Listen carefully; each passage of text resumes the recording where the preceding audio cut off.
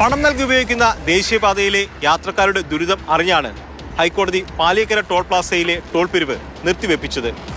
4 ആഴ്ചയ്ക്കകം യാത്രക്കാരുടെ ക്ലേശങ്ങൾ പരിഹരിക്കണമെന്നും ആ ഉത്തരവിൽ പറഞ്ഞിരുന്നു. യാത്രാക്ലേശം പരിഹരിക്കുന്നതിന് ടോൾ കമ്പനി എന്തൊക്കെയാണ് ചെയ്യുന്നത് പരിശോധിക്കാം.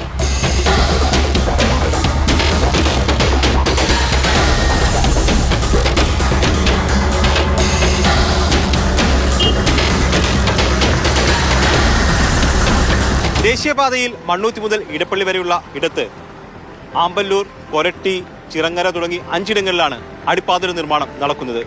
ഇതാണ് പ്രതിസന്ധിക്ക് കാരണം. എന്നാൽ താൽക്കാലിക പരിഹാരത്തിന് വേണ്ടിയിട്ട് ഈ മേഖലയിലെ സർവീസ് റോഡുകൾ മെച്ചപ്പെടുത്തേണ്ടതുണ്ട്.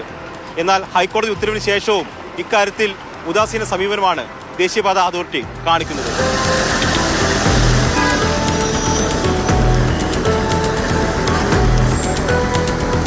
കണ്ടില്ലേ, മെൻ അറ്റ് വർക്ക് എന്ന സൂചനാ ബോർഡുണ്ട്. പേരാമ്പ്രയിൽ അടിപ്പാത നിർമ്മാണം നടക്കുന്ന സ്ഥലമാണ്. എന്നാൽ ഇവിടെ പണിയെടുക്കുന്ന ഒരാളെയും ഞങ്ങൾ കണ്ടില്ല. പണികൾ ഇപ്പോൾ സത്യത്തിൽ നടക്കുന്നില്ല. 2 സൈഡിൽ മാത്രം ചെറുതായിട്ട് പണികൾ നടക്കുന്നുണ്ട്. അത് കുറച്ച് ജീവനക്കാരെ വെച്ച് ചെയ്യുന്നത് നമ്മളിപ്പോൾ കാണാനല്ലോ ശരിയാ.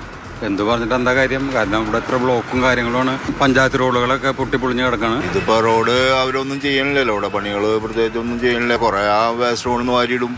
അത് 2 പ്രാവശ്യം കഴിയുമ്പോൾ വീണ്ടും കുഴിയാവും. ഈ പൊട്ടിപ്പൊളിച്ച് കിടക്കുന്ന റോഡ് നന്നാക്കിയാൽ തന്നെ നിലവിലുണ്ടായിട്ടുള്ള യാത്രാക്ലേശത്തിന് താൽക്കാലിക പരിഹാരമാകും. അതുതന്നെയാണ് ഹൈക്കോടതി നിർദ്ദേശിച്ചതും. എന്നാൽ അതിനു വേണ്ടിയിട്ടുള്ള ഒരു നടപടിയും എങ്ങും കണ്ടില്ല.